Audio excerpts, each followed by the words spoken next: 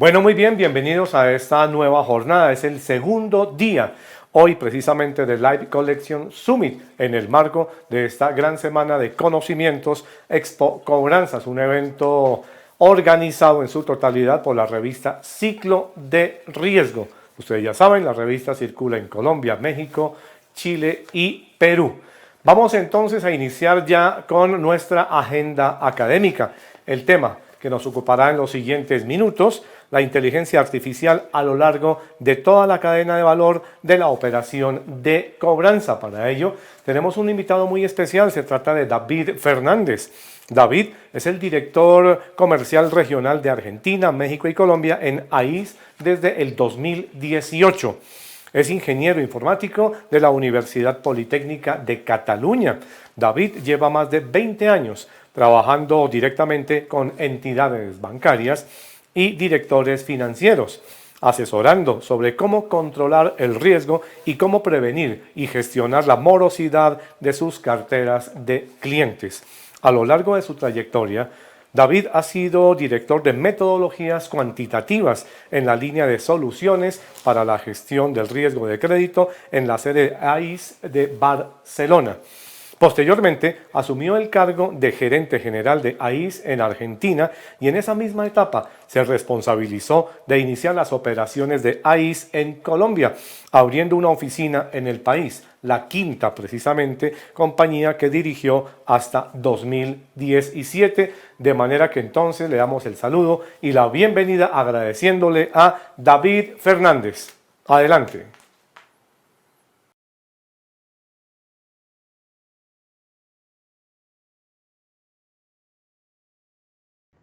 Bueno, vamos a verlo un poco, ¿no? Empecemos pensando en el cerebro de una solución, de un sistema que nos permita optimizar todo el proceso, ¿no? Nosotros estamos pensando en un modelo de tipo Machine Learning, que para construirlo vamos a necesitar información histórica, ¿no? Es la información que nos va a servir pues, para entrenar este modelo, este o estos modelos, porque dentro del proceso de cobranza en realidad no hay un único cerebro, por decirlo así, sino que hay varios que van tomando decisiones de determinados aspectos del proceso de cobranza, ¿no? También va a ser importante que podamos incorporar información externa, ¿no? Que para todo el proceso de recuperación es relevante tener cuanta más información mejor y que nos complemente, digamos, la visión que tenemos de ese cliente. Pero una cosa importante que nos aportan estos modelos Machine Learning es la capacidad que tienen de autoaprendizaje, ¿no? De aprender en el tiempo, de no quedarse como algo estático, como un modelo estático que era lo que teníamos anteriormente con los modelos que hemos tenido en los últimos 20 años, ¿no?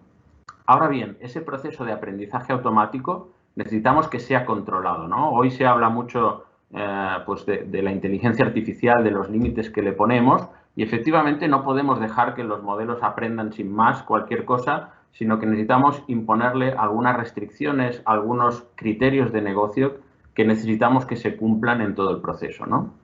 El score de cobranzas, este modelo que tenemos, este cerebro, es solamente una parte de todo este proceso, ¿no? Esto hay que incorporarlo dentro de una estrategia. Nos sirve para tomar determinadas decisiones y definir determinados caminos. Pero para ello necesitamos algún motor de estrategia, algo que nos permita definir esos caminos, esas decisiones, segmentar a la cartera de clientes, de manera que apliquemos, pues, digamos, la estrategia adecuada a cada uno de ellos. Y tan importante es definir la estrategia como medir los resultados, ¿no? La única manera de poder mejorar es a través de medir adecuadamente los resultados, ver qué correcciones hay que hacer y afinar, digamos, esas estrategias.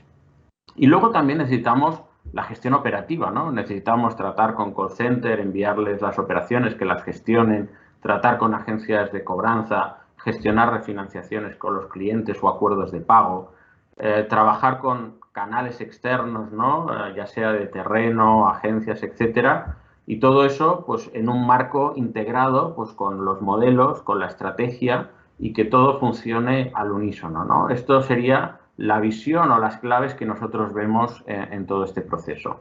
Ahora vamos a entrar un poco en algunos detalles de todo esto, ¿no? Creo que un tema importante es pues la parte de la inteligencia artificial, ¿no? ¿Qué visión tenemos y qué se puede hacer ahí, ¿no? Por un lado, hay varios ámbitos donde la podemos aplicar, ¿no? Nosotros lo dividimos entre modelos estratégicos y modelos operativos, ¿no? Los estratégicos son aquellos que nos sirven para definir por qué camino o bajo qué criterios vamos a ejercer el proceso de cobranza, ¿no? Y dentro de ese grupo tenemos pues lo que sería la cobranza preventiva, todo aquello que ocurre antes de que en realidad deje de pagar el cliente y que se pueden hacer muchas cosas, como la cobranza ya una vez se ha producido el incumplimiento de pago. Es importante, digamos, en este apartado, resaltar quizás la cobranza preventiva que para determinados segmentos, por ejemplo, en microcrédito o en empresas, nosotros hemos contrastado que es muy, muy efectiva, ¿no? Y puede realmente amortiguar mucho la cartera que después entra en problemas. Y después tenemos los modelos operativos, ¿no? Es decir, por un lado definimos la estrategia, pero luego, si decidimos que a este tipo de clientes hay que llamar, hay que encontrarlos, hay que llamarlos y pues probablemente no todas las franjas horarias son igual de probables, ¿no? o de importantes para poderlos encontrar, ¿no? Ahí podemos encontrar pues desde modelos, ¿no? Que nos ayudan a definir los momentos de mayor contactabilidad. Podemos encontrar modelos para optimizar la asignación de las operaciones entre agencias o entre operadores para maximizar la cobranza. Podemos encontrar modelos que nos determinen a qué clientes les puedo ofrecer o no una refinanciación en función del éxito, ¿no? Tenemos, digamos, como veis, pues un gran número de decisiones o de aspectos que se pueden resolver a través de estos modelos, ¿no? Estos modelos se venían desarrollando con metodologías tradicionales, tipo regresión logística, y es lo que ahora nosotros proponemos y venimos trabajando fuertemente de migrar a modelos de tipo Machine Learning. ¿Y por qué, no? ¿Qué nos aportan? Bueno, hay un aspecto yo creo que fundamental que es la mejora de la eficiencia. O sea, estos modelos son mucho más predictivos y esto tiene un impacto económico directo, ¿no? Es decir, si somos capaces de determinar mejor qué va a ocurrir con un determinado cliente, pues evidentemente podremos tomar mejores decisiones y obtener mejores resultados.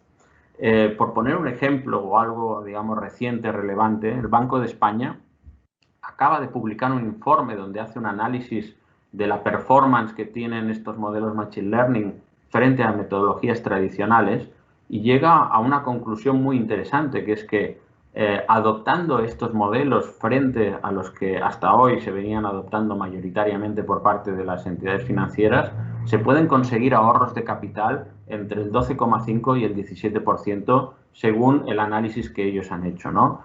Nuestra experiencia en estos últimos años demuestra que no solo eso es así, sino que incluso se pueden lograr mayores incluso beneficios, ¿no? Otro aspecto relevante y sobre todo muy relevante en cobranzas es la posibilidad de implementar ese aprendizaje automático, ¿no? Las carteras de cobranzas pueden cambiar radicalmente en poco tiempo y lo hemos vivido ahora recientemente en la pandemia, ¿no?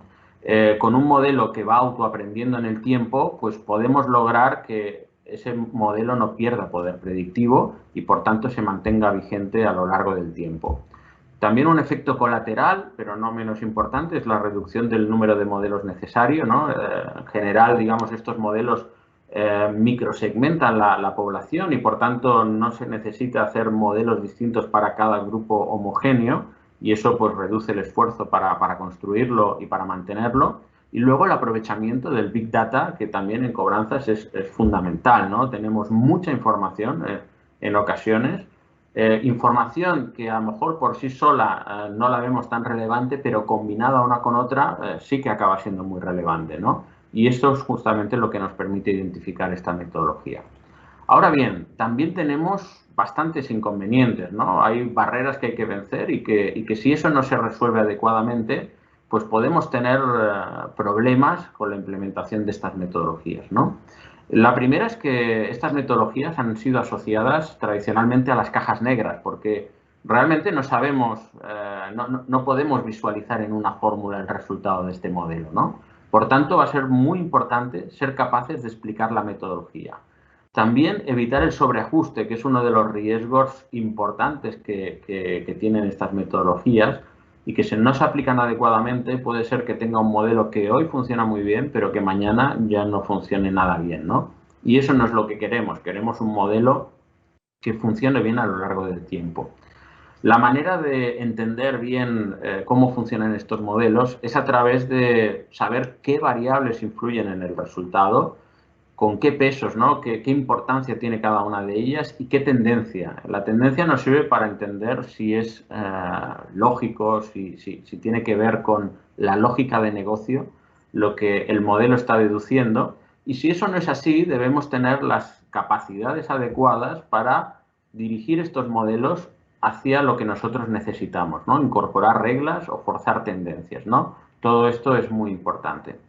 Y por último, pues bueno, aprender automáticamente de una manera controlada y haciendo backtesting automatizado para ver que el modelo pues, se mantiene estable en el tiempo y que sigue prediciendo. También vamos a ver cómo completamos la cadena de valor, ¿no? Ya hemos visto pues, que por un lado nos hace falta un motor de estrategia. Aquí identificar algunos aspectos que nosotros creemos que son relevantes para que, digamos, realmente saquemos valor a estos modelos, ¿no? Necesitamos que este motor de estrategia permita incorporar modelos de estas características, es decir, que necesitamos que esto se pueda ejecutar, que esto pueda generar un resultado e integrarse a una estrategia concreta. Necesitamos que esa estrategia la pueda manejar el área experta en cobranzas. Digamos, dejarlo en manos de TI pues es algo que digamos, nos va a generar ineficiencias, problemas, errores operativos, ¿no? Por tanto, va a ser muy importante que eso lo tenga, digamos, el usuario final, el usuario de cobranzas en sus manos y que tenga potencia y flexibilidad para hacer cualquier cosa que haría el área de TI, ¿no? Es decir, no queremos recortar capacidades, sino, digamos, impulsarlas, ¿no? Por otro lado, en el seguimiento, pues bueno, el seguimiento en cobranzas, pues hay unos indicadores que ya sabemos que se tienen que seguir y eso pues ya deberíamos tenerlo predefinido, ¿no? Con cuadros de mandos predefinidos, pero también cada uno puede ser que lo quiera ver a su manera, ¿no? Por tanto, es importante tener capacidades de business intelligence para que eso se pueda modificar, crear nuevos, navegar por la información. Igual de importante es disponer de un data mart que nos permita estructurar adecuadamente toda la información, no solamente para hacer el seguimiento, sino para alimentar después también a estos modelos Machine Learning. Y por último, bueno, pues todo el resto, digamos, de funcionalidades que veíamos de gestión de canales externos, integrarse con marcadores predictivos para hacer el proceso más eficiente, gestionar las refinanciaciones, gestionar la cobranza judicial, etc. ¿Bien? Y bueno, me parecía importante mostrar, digamos, qué se puede conseguir con esto, ¿no? La cobranza es un área muy transversal, o sea, a veces se asocia mucho a las entidades financieras, pero, digamos, muchas industrias y muchas empresas requieren de procesos de cobranza. Y vamos a ver tres casos de éxito que son de tres industrias distintas, ¿no? Un primero que vamos a ver del sector servicios, de utilities, un segundo del sector telco, y un tercero pues ya del sector financiero, ¿no? Y vamos a ver un poco qué hemos hecho y qué resultados se han conseguido. El primero sería enfocado a servicios básicos en una compañía de tratamiento de aguas, ¿no? De suministro de agua, donde evidentemente ellos ya hacían un proceso de cobranza en los clientes que no pagaban pues, el servicio, ¿no? El consumo de agua, y ellos tenían pues una necesidad, por un lado, de mejorar la cobranza, pero también en que no se resintiera el servicio al cliente, ¿no?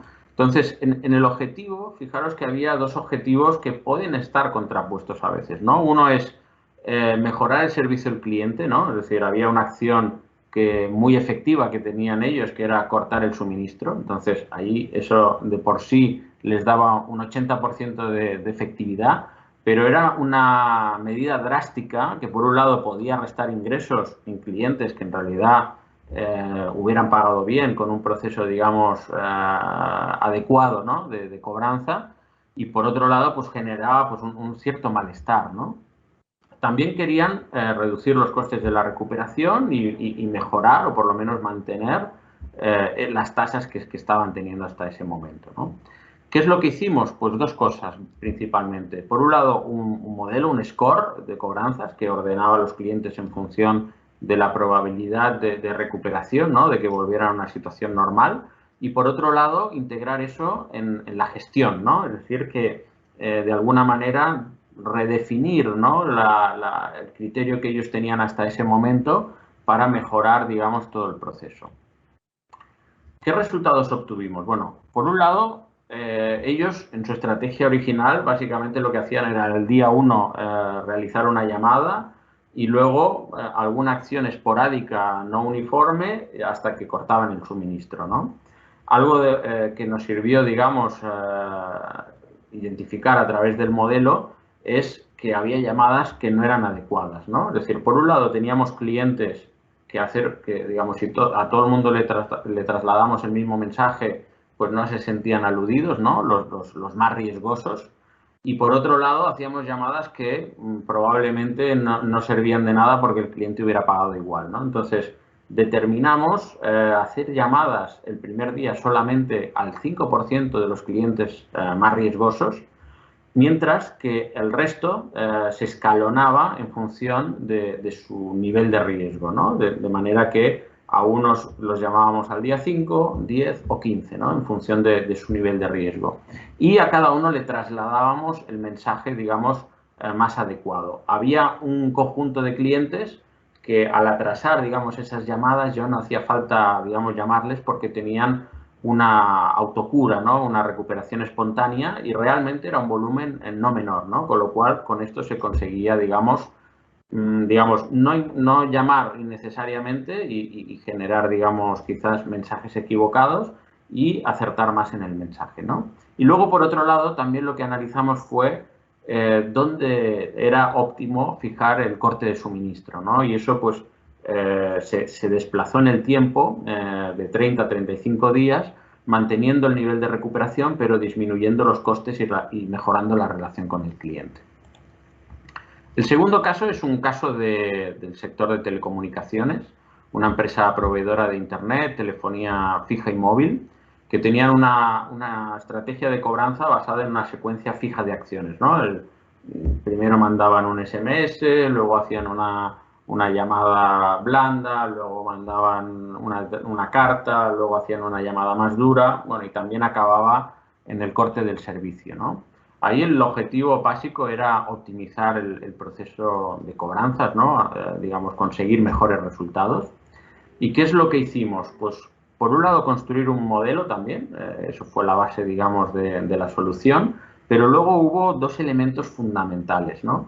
Uno fue un simulador de estrategias donde lo que hacíamos era calcular el retorno de la inversión para cada combinación de grupo de riesgo y acción a tomar, ¿no? De alguna manera, lo que hacíamos era calcular, bueno, cuánto me cuesta hacer esta acción y qué resultado económico obtengo, ¿no? De manera que con eso podíamos priorizar y ver qué acciones eran las más efectivas a cada grupo de riesgo y en cada momento.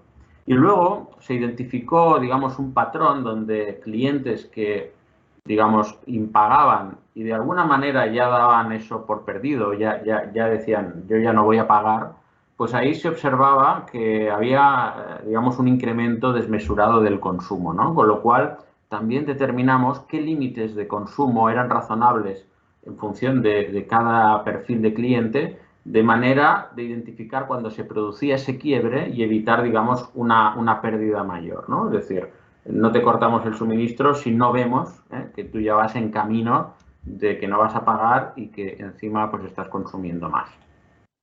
¿Qué resultados obtuvimos? Bueno, aquí vemos algunas gráficas donde se puede ver la efectividad de cada una de las acciones por grupo de riesgo, ¿no? En las barras, digamos, tenemos los grupos de riesgo y la línea de puntos es la efectividad que tenían, digamos, esas acciones en ese grupo de riesgo, ¿no? Se puede ver, por ejemplo, que los mensajes o las cartas tenían una correlación con el grupo de riesgo, ¿no? Los grupos están ordenados, mientras que las llamadas quedaba más en duda. Había grupos en los que era muy efectiva y otros grupos donde no era tan efectiva, ¿no? Con lo cual, eso unido a que había una capacidad limitada del call center, nos ayudó a secuenciar, digamos, de otra manera las acciones y poner foco en las llamadas en los clientes en los que realmente era más efectiva, ¿no?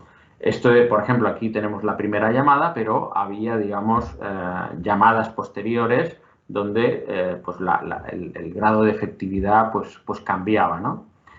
Realmente se logró, digamos, una mejora muy significativa, ¿no? Utilizando pues, el ROI como indicador, ¿no? del resultado, ¿no? De aplicación de la estrategia, se logró triplicar ese indicador. Y para que se hagan una idea, digamos, este proyecto que fue de una inversión importante tuvo un retorno de la inversión de menos de 6 meses, ¿no? Con lo cual, realmente son modelos que pueden impactar muy notablemente pues, en la gestión. Y luego, por último, un caso en una entidad financiera, una empresa líder en su mercado, en su país de financiación de vehículos, donde, bueno, básicamente su gestión previa estaba basada en la externalización, en la asignación de los casos a distintas agencias de cobranza, usando un software que habíamos implementado nosotros allá y que les permitía pues, hacer esa gestión, la rotación de carteras, etcétera, ¿no? El objetivo era optimizar, digamos, la estrategia de cobranzas y reducir los costes de recuperación, pero también querían tener modelos actualizados. Ellos ya tenían un modelo previo, pero que hacía tiempo que les había quedado desactualizado. Vieron que en realidad en cobranzas se desactualizaba muy rápido y querían tener un modelo que les permitiera tener una vigencia, ¿no? más larga en el tiempo. En la solución, pues nosotros por un lado construimos el modelo de cobranzas, ¿no? Con metodologías Machine Learning, y hicimos una integración, ¿no? En la gestión a través de un análisis Champion Challenger, que ahora vamos a ver. Y luego, digamos, les apoyamos con 2 herramientas, una que ya tenían para la gestión de cobranzas, ¿no? La Recovery Strategy, pero también, digamos, con una herramienta que les permitía monitorear cómo iba aprendiendo el modelo en el tiempo, ¿no? Y les permitía definir en qué momento querían subir a producción una nueva versión de ese modelo. ¿Qué resultados obtuvimos? Pues bueno, principalmente lo que se hizo fue, en base al score, se clasificó, se ordenó, digamos, la población, ¿no? En función de la probabilidad de recuperación, y se definieron, aparte de la estrategia Champion, que era la que tenían ellos hasta ese momento, 2 estrategias retadoras, ¿no? Donde aplicábamos criterios diferentes y que principalmente se basaban en retrasar el momento de asignar ese caso a una agencia externa, realizando previamente algunas acciones que eran sencillas por parte, digamos, de la propia entidad, ¿no? De esta manera, en lugar de al día 5 pues externalizar todo, pues primero la estrategia Challenger 1, por ejemplo, en clientes que tenían probabilidad muy alta de recuperación, se les mandaba un mensaje, al día 7 otro, y si no, al día 8 ya se externalizaba, ¿no? Y en una, digamos, segunda versión de esa estrategia, esto se retrasaba un poco más, ¿no? Entonces, lo que queríamos ver era hacer un tuning de cuándo era apropiado hacer esta externalización y si, digamos, había diferencias significativas, ¿no? ¿Qué resultados obtuvimos? Pues bueno, aquí se pueden ver un poco. Tenemos en la barra azul, digamos, sería la recuperación total que teníamos, ¿no? Lo que se lograba recobrar en un periodo determinado, ¿no? Con la estrategia base, que evidentemente lo que se recuperaba en forma interna era muy poco porque solo era lo que espontáneamente se producía los 5 primeros días. Y luego lo que vimos es, bueno, qué resultados obteníamos con ese retraso, ¿no? de la asignación de los casos en más o menos días. Entonces aquí se puede ver pues, que en este caso de la estrategia Challenger 1 pues teníamos un incremento muy notable, ¿no? De la recuperación interna, la previa, y sin efecto, digamos, en la recuperación total, mientras que ya si retrasábamos mucho más esa asignación, solo mandando SMS, como era la prueba que hicimos, pues efectivamente sí que se lograba incrementar mucho, pero era a costa de bajar un poquito, digamos, la recuperación final, ¿no? Y esto lo veíamos por cada grupo de score, de manera que eso nos iba permitiendo establecer, digamos, los puntos de corte y las acciones más efectivas, ¿no? Con una herramienta de cobranzas adecuada, esto se puede ir probando en una pequeña porción de la población e ir monitoreando cómo resulta, ¿no? Y aplicar de esta manera pues las estrategias más apropiadas en cada caso según el grupo de score. Y bueno, hasta aquí la presentación. Espero que la hayan encontrado interesante. Y bueno, quedo abierto pues por si hubiera alguna pregunta o alguna cuestión al respecto.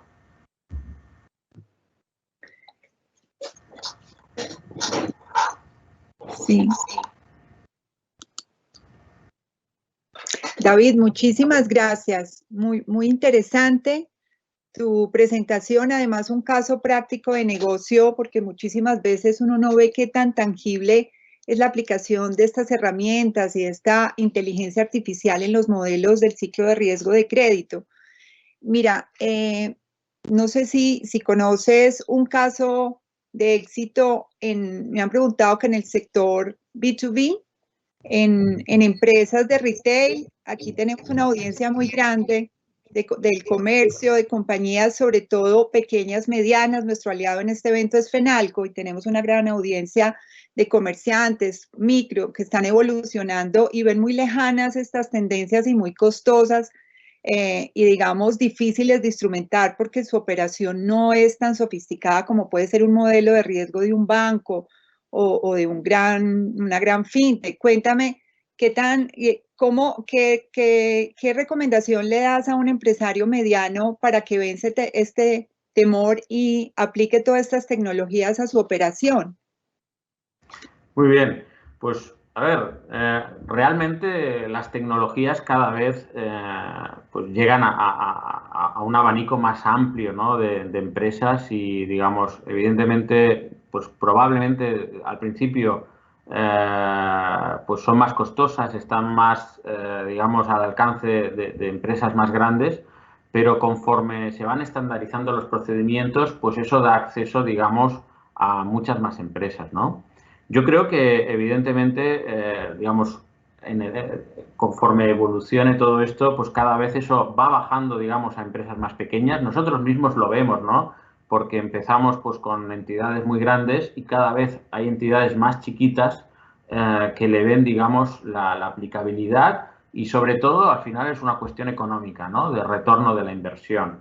Hay que tener una cierta masa crítica, ¿no? Pero a veces esa masa crítica no es tan grande como nos podemos imaginar, ¿no? No es que haya que tener cientos de miles de casos a recobrar para que esto, digamos, salga a cuenta, ¿no? Nosotros hemos trabajado con empresas pues, que no tienen, digamos, tantos clientes, pero que sí que tienen un margen de mejora bastante importante para aplicar, digamos, estas metodologías. Además, ahora hay posibilidad de aplicarlo en una modalidad software as a service, ¿no? De manera que también eso permite adecuar los costos pues, al volumen que tiene cada uno, ¿no? Con lo cual, yo les animaría a que investiguen, ¿no? Es decir, que a veces uno se puede llevar una sorpresa y ver que eso que le parecía, digamos, tan ciencia ficción, pues sí que es aplicable y digamos, y puede resultar un beneficio importante. Bueno, cuéntame desde AIS, ¿cómo ven a Latinoamérica frente a todo el universo de países en Europa, en las otras regiones donde ustedes operan? ¿Cómo estamos en Latinoamérica en esta implementación de estas nuevas tecnologías? ¿Y qué crees cuáles países llevan la delantera y cuáles son esos modelos a seguir que tú digas definitivamente los modelos que implementan en tal región son un camino muy interesante para inspirar lo que estamos haciendo acá? Muy bien, pues mira, yo la verdad que, digamos, tengo una relación de mucho tiempo con Latinoamérica y para mí es una región especialmente querida, ¿no?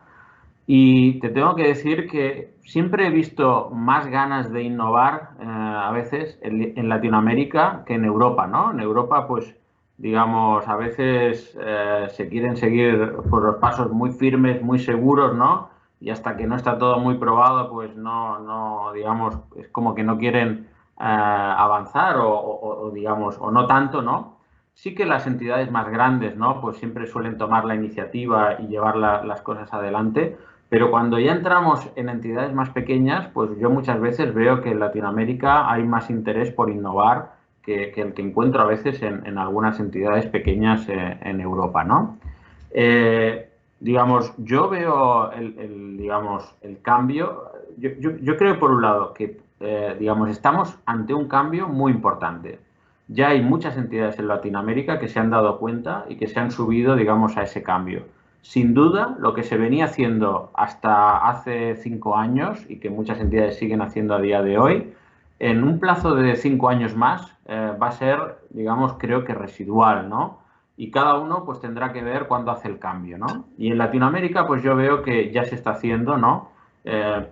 Si hay países más avanzados, pues bueno, yo en todos los países veo que hay entidades avanzadas, pero en general en Chile, en Perú, en Colombia, en México, en Argentina, son países que veo pues que realmente hay mucho interés en aplicarlo, ¿no? Y que las entidades están avanzando bastante en ese camino, ¿no? Así que yo soy muy optimista y veo, digamos, que realmente pues está avanzando bastante. Bueno, muy bien, entonces seguimos con nuestra agenda mientras se nos preparan nuestros siguientes panelistas. Tenemos un panel muy robusto. Yo les voy contando un poco del ejercicio que tenemos, entonces no se nos desconecten. David, muchísimas gracias para tu presentación, muy interesante. Recordarles que todo este material queda grabado. Lo vamos a editar para que ustedes lo puedan repasar. Va a volverse a subir a la feria la siguiente semana. Vamos a volver a abrir la feria para que todo quede a nivel de consulta, porque sin duda son pues todo un vademecum de mejores prácticas invaluable. David, muchísimas gracias a ti, a IS, por apoyarnos en este evento. Entonces, ya volvemos con ustedes en minutos. Se nos preparan nuestros siguientes panelistas y ya retomamos. Gracias, David.